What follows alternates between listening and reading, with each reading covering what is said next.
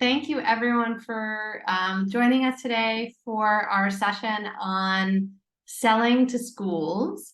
My name is Simca Horwitz. I'm co-director at Massachusetts Farm to School, and I am joined today by colleagues at Mass Farm to School as well as the Department of Agricultural Resources. I'll give them a second to introduce themselves. Hi, everyone. I'm Lisa Damon, one of the co-directors at Massachusetts Farm to School. Hi, folks. My name's Abby Getman-Skillicorn. I'm also with Mass Farm to School, supporting the Northeast Food for Schools program.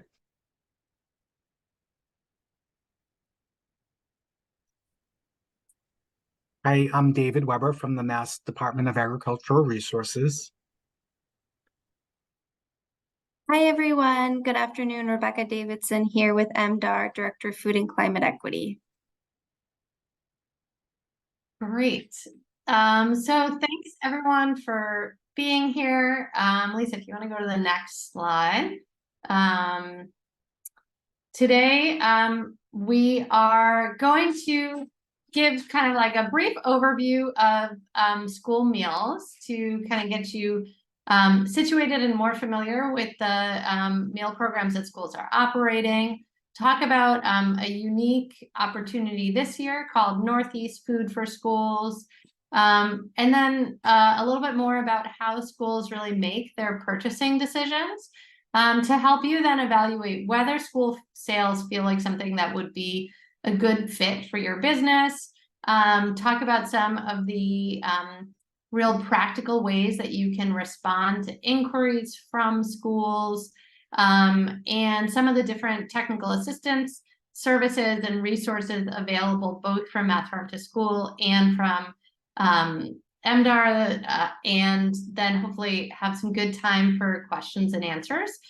We do have a pretty full agenda, so I just want to welcome folks to input questions into the chat as we're going along, and then we'll be sure to answer those at the end of the session, or if there's any that we aren't able to get to, we'll be able to then follow up with you after the fact. Great.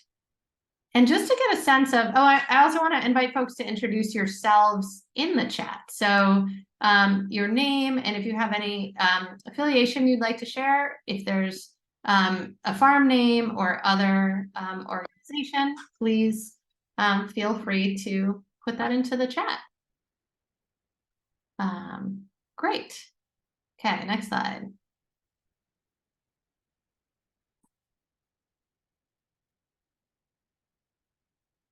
Oop. So, understanding school food. What are schools actually serving for lunch? Next slide.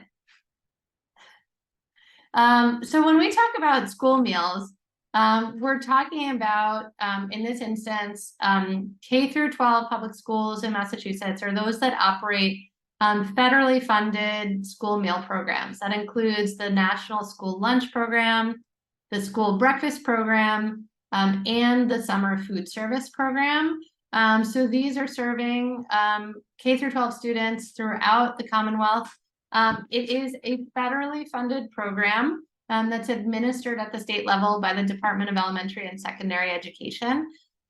We are really excited that this year Massachusetts became one of just a handful of states in the country to make universal free meals a permanent fixture. So this means that from here on out, every student in the state, regardless of income or where they're located, has access to free meals at schools. This is something that's really transforming the way the school meal program operates. It's bringing in new resources to schools. It's increasing participation in school meals, and we're hearing, certainly anecdotally, this is also really trickling down and impacting what those schools are able to offer in their meal program as they have more resources coming in. And so we're going to talk a little bit also about just like what the meals include. There are pretty strict nutrition requirements for those meals. Next slide. we won't get into kind of all of the details, but the big picture that I think is helpful for you to understand is just like the variety of foods that are getting offered. So fruits, vegetables, grains, meat, or what they call meat alternatives, as well as milk, and kind of significant volumes of fruits and vegetables as well. So there really is a lot of opportunity for local producers and not just fruit and vegetable growers to be selling products into school meals.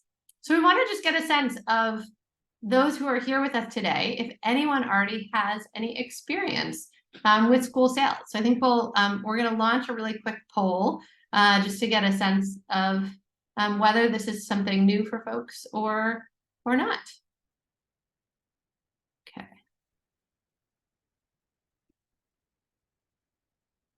And it should appear in just a sec. Lisa, are you able to launch that? Is it going? Yes, it's going. Yep.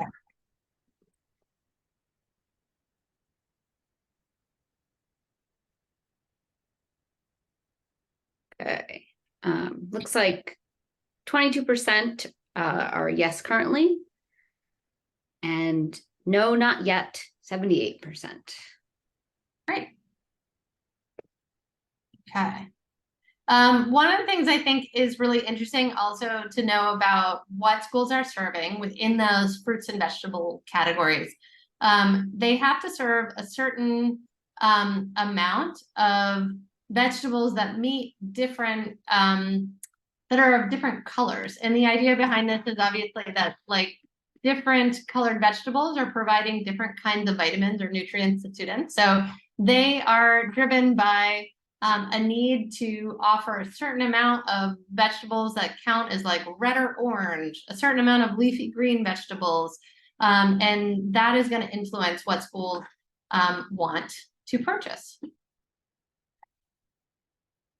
So we mentioned that there is a really exciting new opportunity this year called Northeast Food for Schools.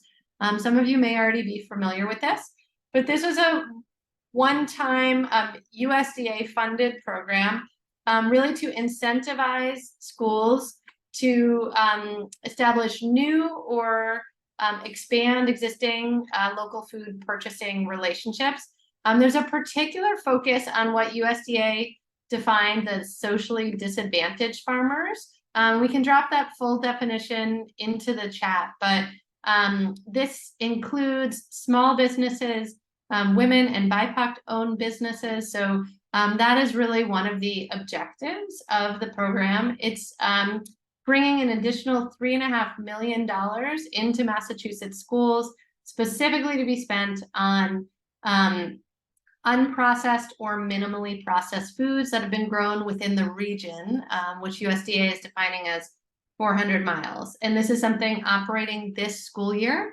So through at least the end of June of 2024.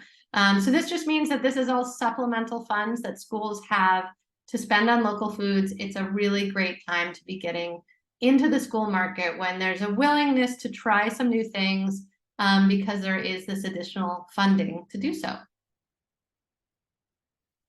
So who makes decisions about what goes into a school meal?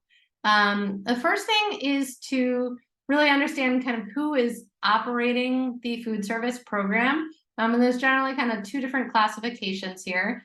The first is what we call self-operated. And this means that the school district's own staff are handling all of the food service operations. The other scenario is one where there is a food service management company. These are companies you may have heard of like Sodexo or Aramark or Chartwells. It means that the school district has outsourced management of the food service program to one of these companies. And they may choose to do this because they bring in particular expertise. There's often sort of collective buying power that comes with using a management company. There could be cash incentives. One downside to this is that we do often find there can be a little bit less flexibility for the school in terms of making purchasing decisions. And these are for-profit companies that are operating the food services. So This doesn't mean that you can only sell to a self-operated district. It's just something that's useful to know about the school before pursuing sales to really understand where the decision-making is happening. Okay, next slide. So schools use a wide variety of criteria to make decisions about what they're going to purchase. Obviously, they are interested in the quality of the product.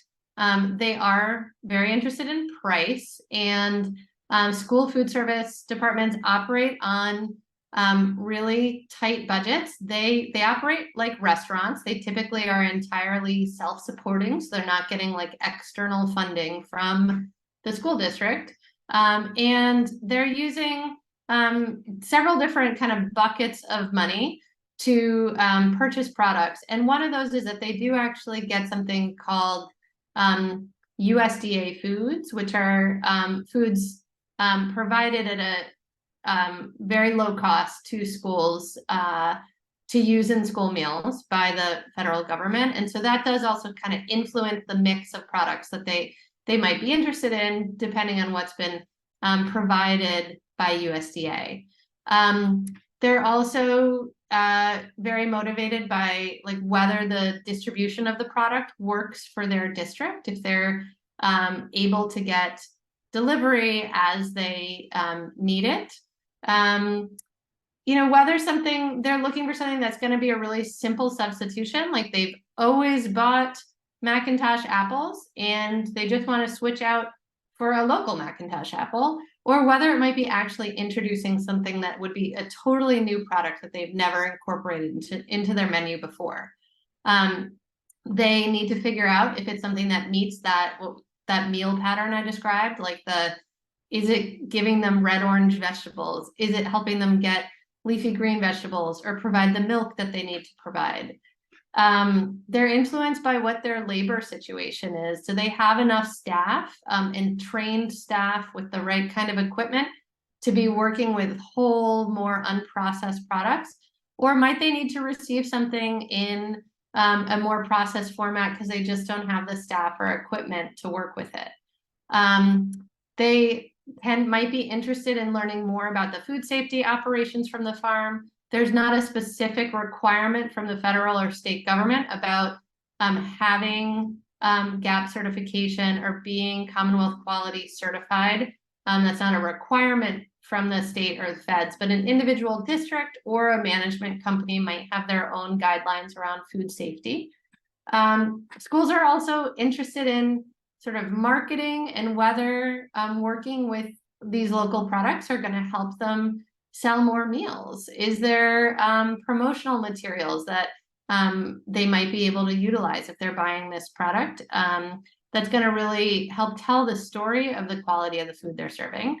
And they may also be really interested in whether there's any kind of supporting opportunities to educate students. So might this be a farm that also offers field trips that students could go on, or opportunities for farmers to come in and tell students about the product, or have some other kind of connection to the school? Okay, next slide. So schools are buying food from local producers in a variety of ways. They might be buying directly from a farm. A number of schools are buying through local food hubs that are aggregating product from a number of farms for providing full transparency or traceability back to the farm. And they may also be buying it from conventional distributors that are sourcing themselves from local growers. Schools are governed by state, federal, and in some cases local purchasing regulations. And so they have to follow these regulations to be kind of compliant with the national school meal programs. So if they're making purchases that are going to be under $10,000, they don't have to do a formal like solicitation process. That doesn't require going out and looking for quotes or doing a request for proposals, that sort of thing. That's considered a micro purchase. this is often how we see schools kind of starting out a relationship with a new farm, or a small district that might be purchasing not in really large volumes. If a school wants to buy more than that $10,000 amount, they can put out a request for quotes. And this would enable them to purchase up to $100,000 from whichever farm or vendor that they award through this request for quote process. And then if they want to purchase more than $100,000, they have to do either a request for proposals or an invitation for bid, and then they're able to, there's really no purchase limit. That's for really large scale purchasing.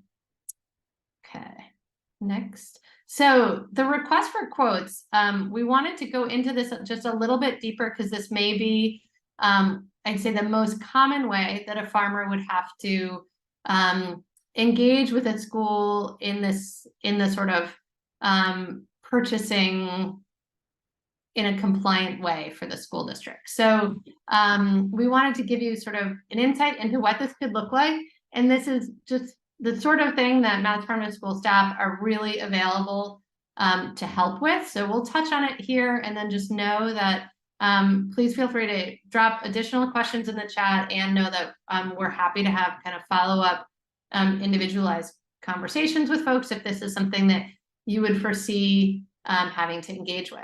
So again, a request for quotes is a way a school district can purchase in a compliant way, and particularly for purchases in that $10,000 to $100,000 range. We worked recently with the Department of Elementary and Secondary Ed to develop a really simple sample or kind of template for schools to use for putting out a request for quotes. And what the school needs to do is develop a request for quotes, or RFQ, and send it to 3 vendors.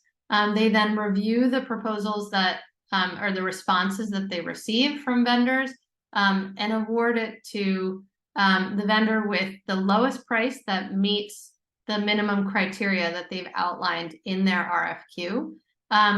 They have to send it to 3 vendors. They do not need to receive 3 responses. So if a school sends out a request to quotes to 3 vendors and your farm is the only one that responds, you can win this award and be the vendor that they contract with. The part of the request for quotes that a farm would be asked to complete is really just identifying the kind of gray part on the screen here. Like, the school would write, this is the product I'm looking for, and like the pack size or whatever the unit is. They tell you the estimate of how much they anticipate purchasing over the course of the contract. And then you would be filling in like what your price is per case or per unit, and then, you know, the total price. And then you can also indicate if you have any sort of minimum delivery volume or something like that. And in filling something out like this, you want to be really confident in the pricing that you list, because this is the pricing that would be used for the full length of the contract with the school. And be sure that your price is really inclusive of delivery costs, because schools are expected to incorporate that into their pricing, rather than have a vendor kind of tack on an additional delivery fee. Again, you can list like you have a minimum amount for delivery, but you want to be sure that the price you're listing for the individual products is inclusive of delivery. Great.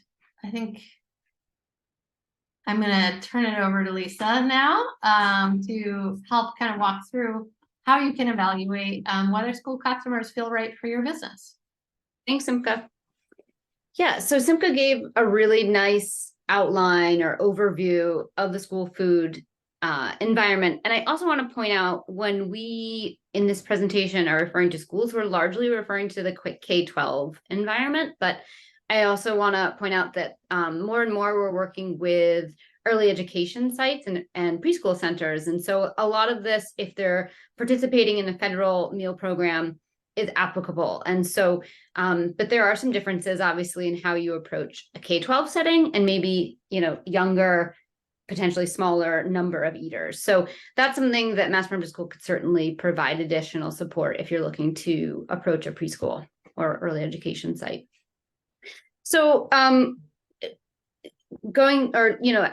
building off of what Simca said, you're ready to talk to a school customer or approach a nutrition director.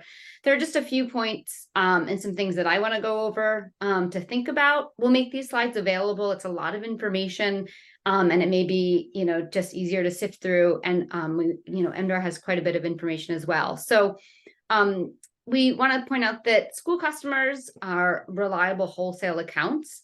And so, they're going to be looking to move a big volume of food.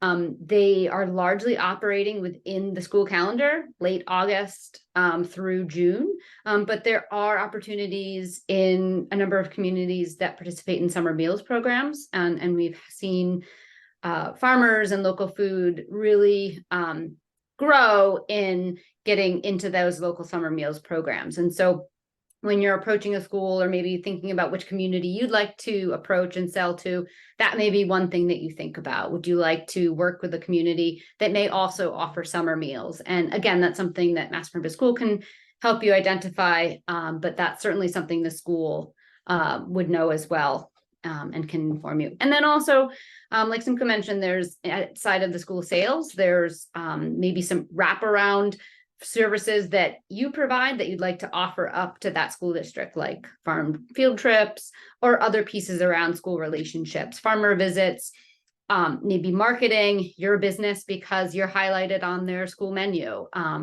during that month when you're providing those one or two items. And so there could be other benefits that you may want to think about as you're approaching each community. So when you're thinking about school sales, we just have a little bit of a bullet list, a punch list to think about, is this the right avenue to add into my current business plan, or is it something that I want to do and expand or make some shifts? Are you already wholesaling? Are you geared up to move that amount of food and have the infrastructure set in place to really work with big school customers that are serving, hundreds, if not thousands of kids if you're approaching those bigger city districts? Do you have the capacity to make deliveries? If no or yes, that's something that you just want to think about when you're approaching the schools. Most would need deliveries to their school loading dock, or maybe you're thinking about approaching a third party, a food hub or distributor, to do that work for you. And then you can still make connections directly with the school district for those other kind of relationship aspects of farm to school sales. And, although a school customer can move a lot of product and they're reliable, they make regular payments, but they may, have a wait of up to 2 to 3 months to be able to process that payment. So is that something that could work for your business, knowing that you will get paid, but you may need to wait, some period of time before receiving the payment? And then just thinking about what are your minimum sales requirements and other preferred customer profile when you're thinking about which communities to approach. And like I mentioned, are there other marketing benefit around school sales and promoting your business? And maybe are there target communities you'd really like to focus on for that aspect? So you've thought about all those points and you'd like to approach a food service director or someone in school sale or someone in the school cafeteria to start a dialogue and think about, maybe this is something I'd really like to pursue. So we just put in here some discussion points for building that relationship successfully from the get-go. And so, these are things that over our 20-ish years of Farm to School as an organization, we've really seen to be great building blocks to building a solid foundation and a good relationship, so that the school customer has what they need, you have what you need. It's clear communication from the get-go so that everyone is satisfied going forward. And so thinking about, do you require some minimum orders to make those deliveries, or in general, you want to have that information ready when you're talking to a food service director. What are your delivery constraints or opportunities? Knowing that kitchens and school cafeteria staff are often done early afternoon. And so is that something that you could make work for your current delivery schedules or the trucks on the road? And, a lot of school districts have multiple schools, and they may need deliveries to go to several spots to make, to each cafeteria. Maybe they have 1 or 2 drops, and then they're doing some internal delivery, or maybe they just want to focus on their high school cafeteria for right now. And that's all you could logistically make work is 1 drop. So it's just not saying any of these are deal breakers, but things that you want to be ready to either answer or provide, and really start that conversation early on. And schools plan their menus way in advance. And so knowing what kind of lead time do they need to place an order and know when product's available, and to have that reliability of product delivery. And how you communicate with schools. Is it a phone call? Are you emailing with them? We've seen all sorts of communication structures set up between farmers and schools. And so it's really just what works best for you and your school customer. And then thinking about the products that you have available to deliver, but also doing a little investigating or discussion early on about what they can use and process and put on the tray. Do they have the equipment to, chop, peel, what have you, or does it need to be are they just ready? Are they more equipped to deal with already a peeled and diced butternut or carrot coins or something like that? So, or maybe it's just, apples, and that you want to start there because they don't have the capacity to do other pieces. So just something to think about the form of the product as it's delivered to their loading dock.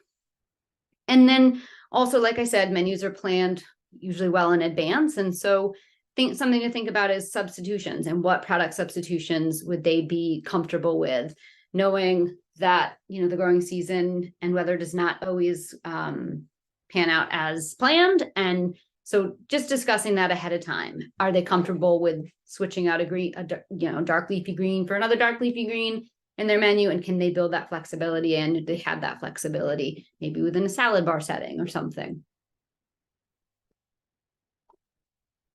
So just some additional points to think about when you're, again, approaching that school.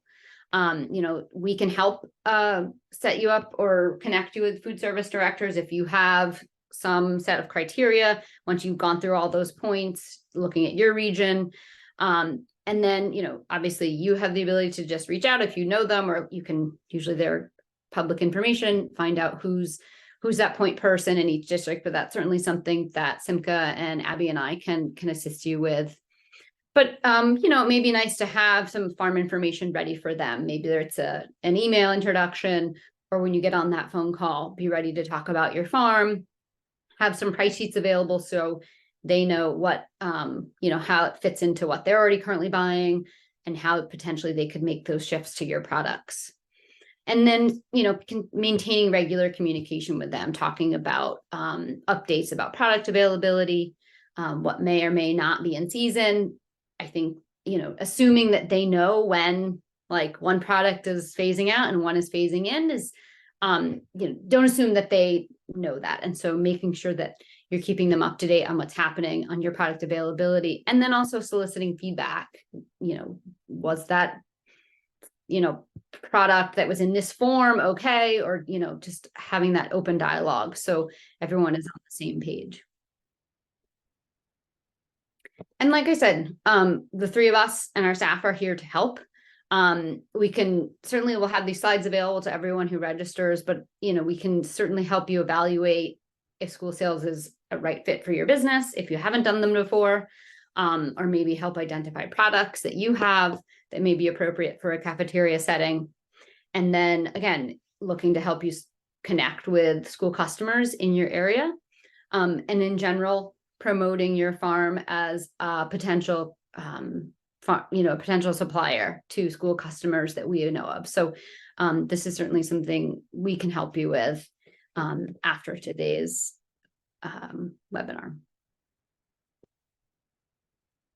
And so I'm going to stop there. We're excited to have our longtime partner, Department of Agricultural Resources, David Weber and Rebecca Davidson, on this webinar to talk about how MDAR supports farm to school sales. And so I'm going to turn it over to David.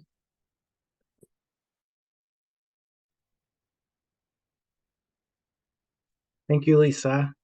And good afternoon. I'm just going to talk, Lisa, you can go to the next slide, just about a few resources available from MDAR. And not all of these are specific to farm to school, but they may help you with your business. And then I'll turn it over to Rebecca, who will talk about the Mass Grown Exchange.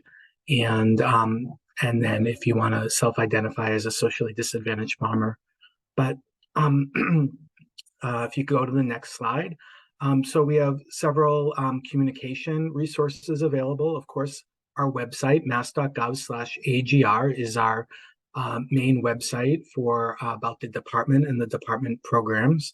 We do have a web page dedicated to farm to school resources, and the link is here. And you can check that out later on when you have a chance. We also list on our ag industry calendar workshops and events and conferences and things that may be of interest to you. So certainly check that out as well. We have our Farm and Market Report, our bi-monthly newsletter, as well as email notifications on all sorts of news that's of interest to the agricultural community. So if you're not currently subscribe to that, please let us know. You can subscribe at the link here on this slide and sign up, and you'll start getting those communications. So when there's conferences and workshops and grants announcements, you'll be sure to get those. And then we have our consumer website, mass.gov/massgrown. So if you have retail, you do retail sales like have a farm stand or a CSA or pick your own, we want to make sure we have you listed so we can help the public find your farm as well. If you go to the next slide. We also have a number of agricultural grants and assistance programs. The link here is on this slide. These open up at different times of the year, and there's all of our grant programs are organized by topic. You know, we have grants related to produce safety or for new farms, APR farms, farm energy, all sorts of programs. So please feel free to look through those and contact the program coordinator for each of those programs if you need more information on those. And this is just information on our Mass Grown and Fresher website as well. And we have a variety of point of purchase materials available that could help with your identifying your product as Massachusetts grown for school sales or other venues. We have posters and price cards, Mass Grown stickers that you could use, for example, on if you do bagged greens or bagged lettuce, you could identify that as Mass Grown with using those stickers, or we could send you the Mass Grown Fresher logo to incorporate on your own packaging if you'd like. And you know, just let people know that it's Mass Grown and Fresher, as we say. So if you go to the next slide, yeah, so that's all I have, and I'm going to turn it over to Rebecca Davidson, who's going to talk about the Mass Grown Exchange. Thank you. Hi, everyone. Thank you, David. It's great to be here with you all today. Thank you to Farm to School for hosting this session and having us here to talk about some resources that MDAR has available to help connect farmers with Massachusetts schools It's really exciting to have this new Northeast Food for Schools program. And great to see many familiar names in the list of participants here today and some names that are new to me as well. So my name is Rebecca. I'm the Director of Food and Climate Equity at MDAR, and I'm here to talk about the Mass Grown Exchange and also our effort to support socially disadvantaged farmers at MDAR. So the Mass Grown Exchange was developed by MDAR. It's an internal resource that we have.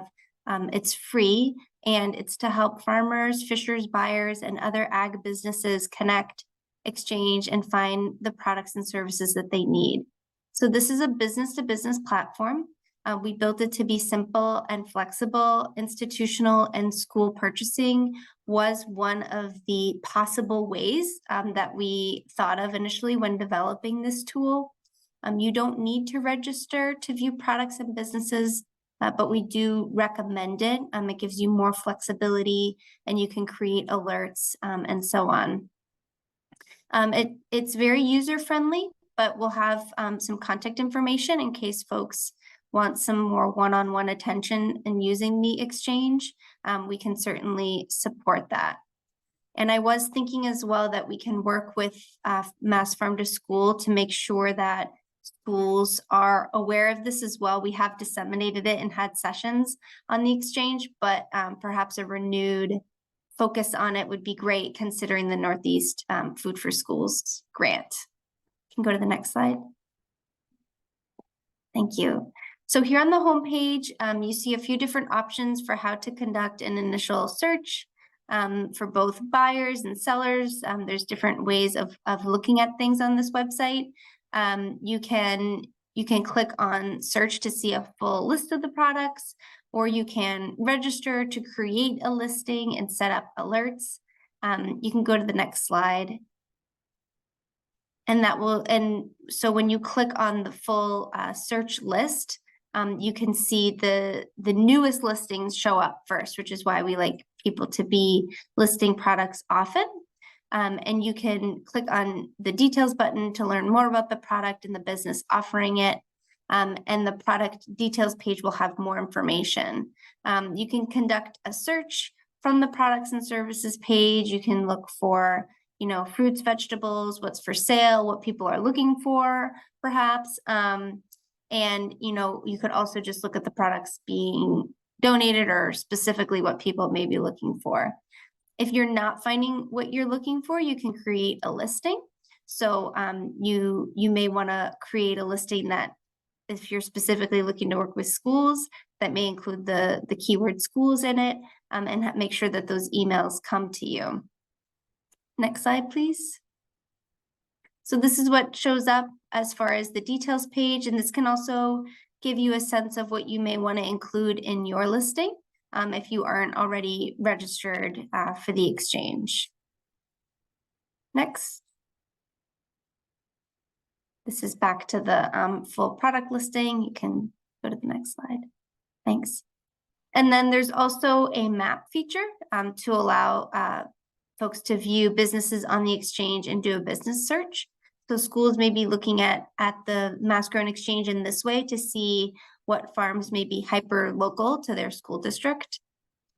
Next slide, please. And then this slide just has a little more information on how to set up the alert system.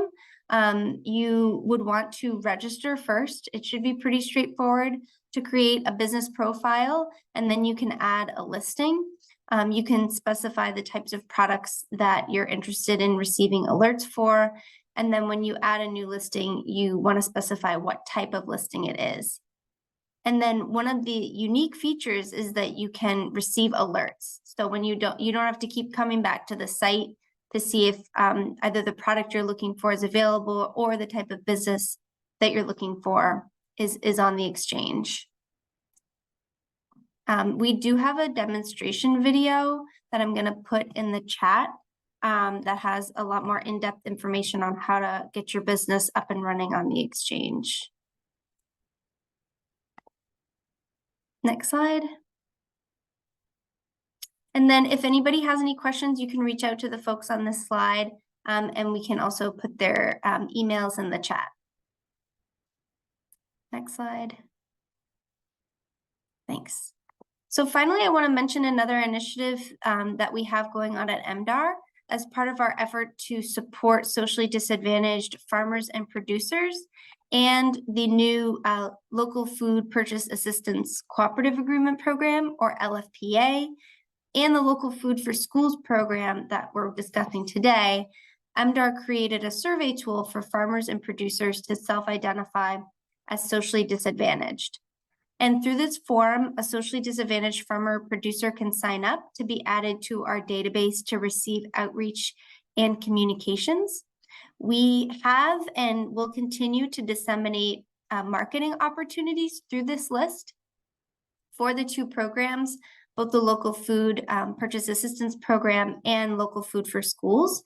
So if there are schools who would put together a document of products they're interested in purchasing, we can send this out to our list of self-identified producers and farmers.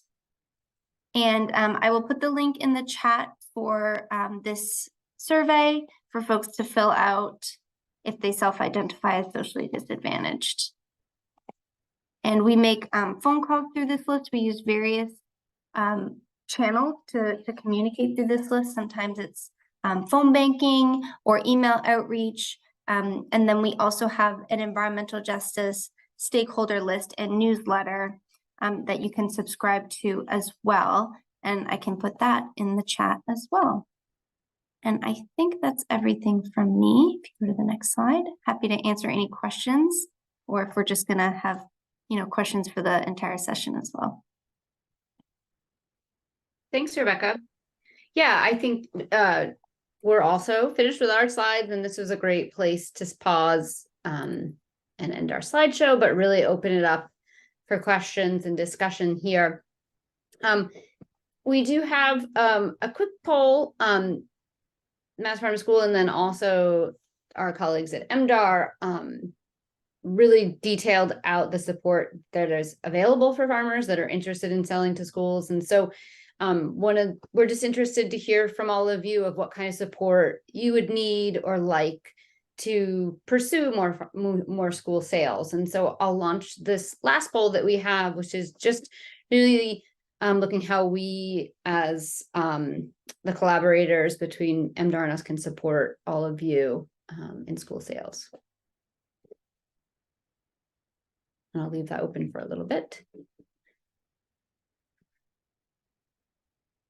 And if I'm not mistaken, simply confirm that we do on the back end are able to identify who answers the polls. So we're able to follow up with you if you do say you want support. So this is not just for show, but we'll be able to follow up and have further conversations with you as well.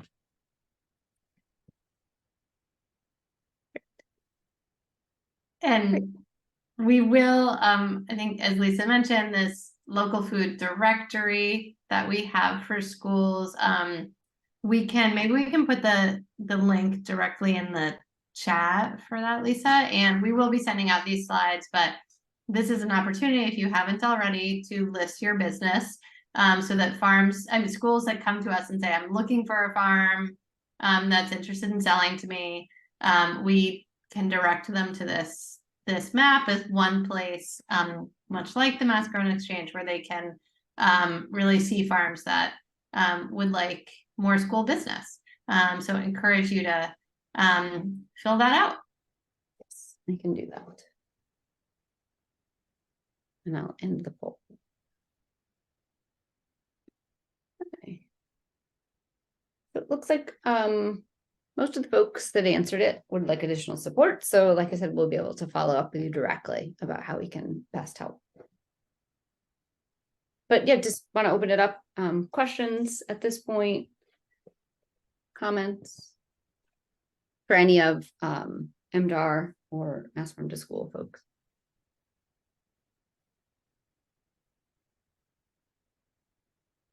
And our contact information is here online and will be shared out in the follow-up to today's presentation as well. So we're all available if need be.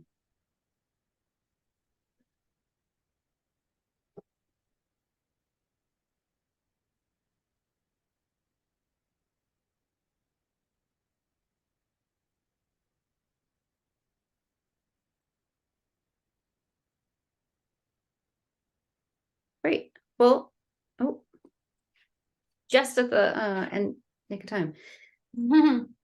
Question came in. Do you have a rough full price list of what schools generally pay / buy in at?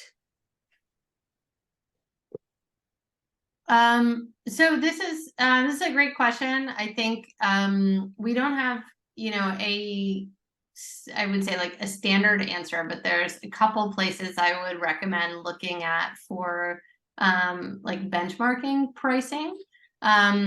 So when I could think also just a reminder that like school sales are typically a kind of wholesale sale. So if you have any other kind of wholesale clients, be those or customers, be those grocery stores or other distributors, like that's often kind of the price range. It's going to be likely not the same type of pricing you would get, for example, at a farmer's market. If you're looking to do kind of like large volume and consistent, there's obviously occasions when schools are doing special events or something like that, and for a one-off purchase that might be different. But for kind of ongoing sales, it's a wholesale relationship. One thing that one place where there is some kind of public pricing available is for some of the food hubs that are interested in selling to schools. They have provided stable pricing to schools through a public solicitation process, like a request for proposals. They had to submit pricing, and that's something that is available for everyone to take a look at. So if you wanted to see what sort of pricing some of those food hubs are providing to schools, you could take a look and see if there's a match on the types of products that you might be offering. I'll say those are specifically for produce, so it's not other types of products, but those are things that we can give you, certainly send a link to so you can see those price lists. And we had a question on Northeast Food for Schools and sort of seeing how, as some of those approved vendors, I mentioned these awards were made to a number of food hubs to be able to sell to schools. And we are seeing schools really kind of excited to be spending that funding. Some really ready to go, and others that are still very much figuring out kind of like the contracting process. And I think that was Sarah. I'm happy to follow up individually about like where there are some hiccups and kind of how we're trying to work on supporting schools to execute contracts. One thing I would say is that for the request for quotes that I mentioned, schools often using when they want to purchase more than $10,000. One of the really nice things about that template that's been made available to schools is that it also has a template contract. So you fill out the quote form and the school decides to award the contract to you. They already have a document that they can provide to you that you basically just have to sign that makes your quote into a contract that they can then move forward with. So for the question that came in that was about more a different process, the process for schools to actually execute a contract is slightly more complicated, but Sarah can definitely follow up individually with more details about that. Okay, thank you. Yeah, I was just curious how Yeah. it was all going, like if you had any sense of how other food hubs are doing, or just any sort of general. Yeah, I mean, I was information about actually today getting ready to put out an inquiry to the whole group, so may have some more info soon. I've heard anecdotally from one that they do have some new business from it. So, but I haven't heard from the group as a whole.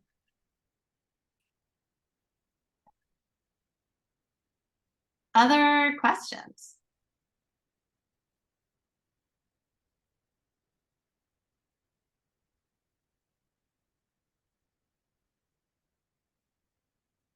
Okay, well, I know I can speak for all of us that we really want to be available for any follow-up questions that you might have after the fact. So please don't hesitate to reach out. You've got our contact info, and we are excited to support you if it feels like school sales could be a good fit for your business. This is a great opportunity to get into the market when there really is some additional incentives for schools.